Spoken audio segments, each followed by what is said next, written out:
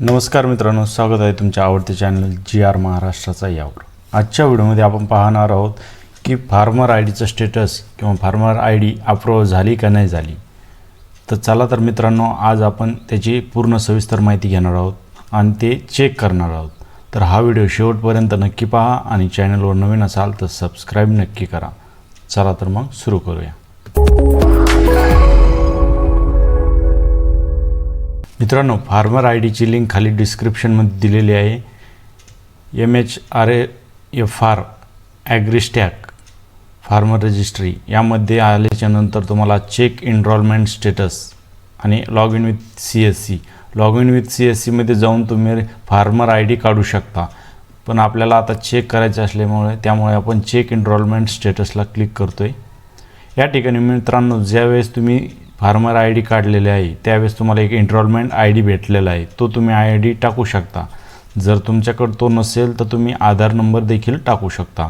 तर आपण आता आधार नंबरला क्लिक करतोय। आधार नंबर क्लिक केल्याच्या नंतर आपण या ठिकाणी आधार नंबर टाकून घेतोय।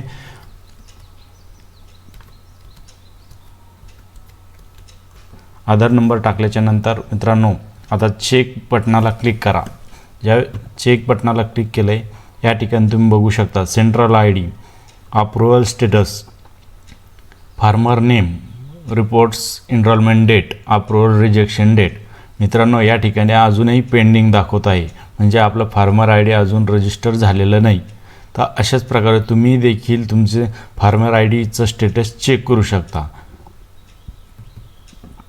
आणि मित्रांनो, यावेळेस जो 19वा हप्ता जो आलेला आहे PM किसानचा, तो डायरेक्ट आलेला आहे DBT मार्फत। तर यापुढे जो हप्ता येईल त्यासाठी फार्मर आय डी रजिस्टर करणे अनिवार्य राहील।